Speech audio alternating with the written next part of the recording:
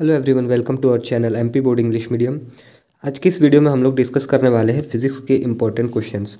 इससे पहले मैंने फिजिक्स के जो बचे वाले यूनिट्स हैं, जैसे कि आपका हो गया वेव ऑप्टिक्स, आपका EMI एंड AC मैग्नेटिज्म वाला यूनिट, करंट इलेक्ट्रिसिटी और इलेक्ट्रोस्टैटिक्स वगैरह सारे यूनिट के आपको इंपॉर्टेंट क्वेश्चन प्रोवाइड कर चुका हूँ।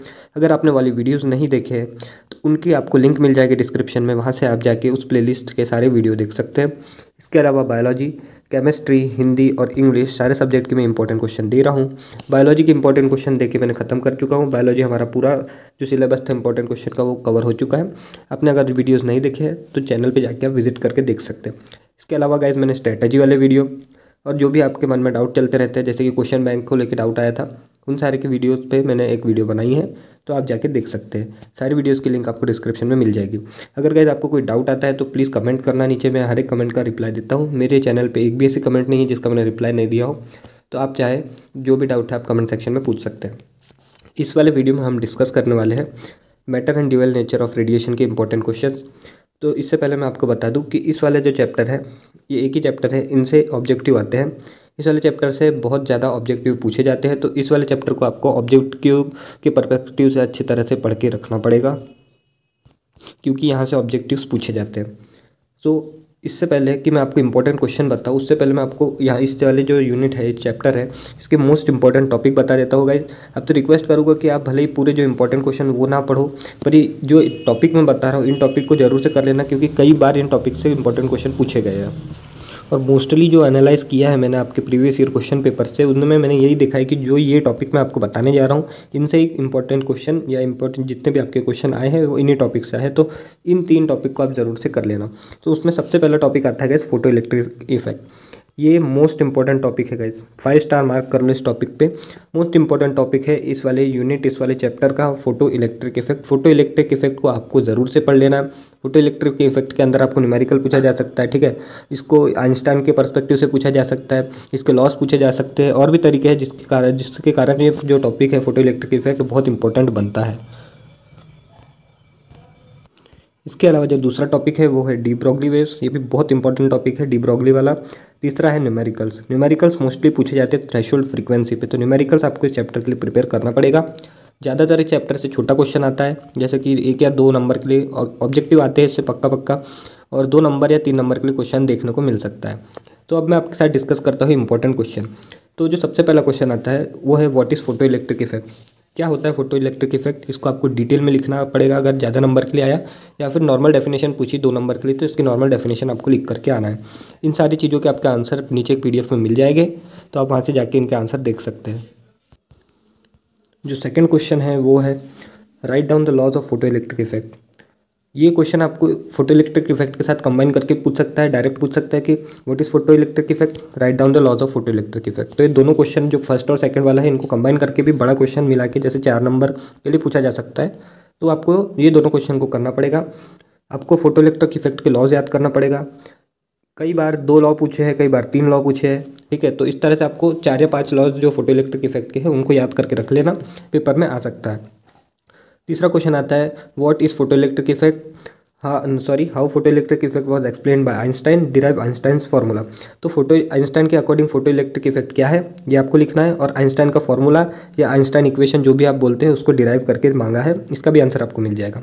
चौथा क्वेश्चन है what R de Broglie waves, right de Broglie wave equation. तो डी ब्रॉगली वेव्स क्या होती है, डी ब्रॉगली वेव इक्वेशन आपको लिखना पड़ेगा। पांचवा है what do you mean bye threshold frequency, explain the relation between threshold frequency and work function. क्या होता है थ्रेशोल्ड फ्रीक्वेंसी, एक्सप्लेन करना है जो रिलेशन है थ्रेशोल्ड फ्रीक्वेंसी और वर्क फंक्शन के बीच में। छठा क्वेश्चन आता है what is thermionic emission and cut off potential. क्या होता है थर्मोनिक एमिशन और क्या होता है कट ऑफ पोटेंशियल। तो ये था गाइस इंपॉर्टेंट क्वेश्चन। इसके अलावा न्यूमेरिकल्स आपको NCERT से प्रैक्टिस करना पड़ेगा। ज़्यादातर न्यूमेरिकल जो थ्रेशोल्ड फ्रीक्वेंसी पे आए हैं, तो आपको थ्रेशोल्ड फ्रीक्वेंसी पे न्यूमेरिकल्स प्रैक्टिस करना पड़ेगा। अब मैं आपको दिखाने जा रहा हूँ इस चैप्टर से आए हुए प्रीवियस 8 साल में क्वेश्चन, जो प्रीवियस 8 साल में इस चैप्टर से क्वेश्चन पूछे गए हैं वो अब मैं आपको दिखाने जा रहा हूँ। तो इन वाले क्वेश्चंस का आप फटाफट स्क्रीनशॉट लेते जाना। सबसे पहले 2020 में जो क्वेश्चन आया था इस वाले यूनिट से वो था what do you mean by stopping potential. तो दूसरा क्वेश्चन था write any 2 application of photoelectric cell. तो ये 2 क्वेश्चन थे इस वाले चैप्टर से 2020 में। 19 की हम बात करें तो 19 में पूछा है थर्मोनिक एमिशन और एक न्यूमेरिकल। 2018 में आया है आइंस्टाइन रिलेशन, वही पूछा है फोटो इलेक्ट्रिक एमिशन का और आइंस्टाइन के साथ जो कनेक्शन था, तो उसके अलावा ये एक न्यूमेरिकल पूछा गया है। 17 में आया है write the two laws of photoelectric effect, जैसे कि मैंने बोला था आपको लॉज पूछे जाते हैं, तो लॉ ये 2017 में आया था। और what is cut off potential 2016 में आया है, what is photoelectric effect. और यहाँ पे एक और बार पूछा गया what R de Broglie waves, establish de Broglie wave equation, तो ये पूछा गया था 2016 में। 2015 की हम बात करते तो यहाँ पे पूछा गया था थर्मोनिक एमिशन और ड्यूअल नेचर ऑफ रेडिएशन को डिफाइन करना था। What are matter waves, write two characteristics पूछा गया है। 2014 में थ्रेशोल्ड फ्रीक्वेंसी और वर्क फंक्शन के पूछा है, और यहाँ पे थ्रेशोल्ड फ्रीक्वेंसी पे एक न्यूमेरिकल दिया गया है। 2013 में 4 लॉ पूछे फोटो इलेक्ट्रिक इफेक्ट के और यहाँ पे एक न्यूमेरिकल दिया है। 2012 में पूछा गया है determine de Broglie wave equation, तो डी ब्रोगली बार बार पूछा जा रहा है, इसके साथ थर्मोनिक एमिशन और आपका फोटो इलेक्ट्रिक इफेक्ट, तो ये मोस्ट इंपॉर्टेंट टॉपिक थे और ये मोस्ट इंपॉर्टेंट क्वेश्चन। गाइज अब मैं आपसे एक इंपॉर्टेंट मैसेज डिस्कस करना चाह रहा हूँ, आपको एक इंपॉर्टेंट मैसेज देना चाह रहा हूँ। जितने भी मेरे जो फ्रेंड्स हैं जो भी वीडियो देख रहे हैं, आपसे एक मैं रिक्वेस्ट करूँगा कि गाइज मैंने अपने वीडियो में आज तक नहीं बोला कि आप जो मैं इंपॉर्टेंट क्वेश्चन दे रहा हूँ उस पर डिपेंड रहिए। आप जो कई जो यूट्यूबर्स होते हैं वो थंबनेल डालते थे कि 100% यही आएगा, इसको देख लो 100% ये पेपर में आने वाला है, जो भी ऐसा क्लेम करते हैं, तो गाइस आपसे रिक्वेस्ट करता हूँ मैं कि इस तरह के वीडियोस मत देखा करो। क्योंकि कोई भी, चाहे वो आपका टीचर हो, चाहे कहीं भगवान भी आके बोले कि ये क्वेश्चन पढ़ ले बेटा ये पेपर में आएगा, तो आप उस पर भी भरोसा नहीं कर सकते गाइस।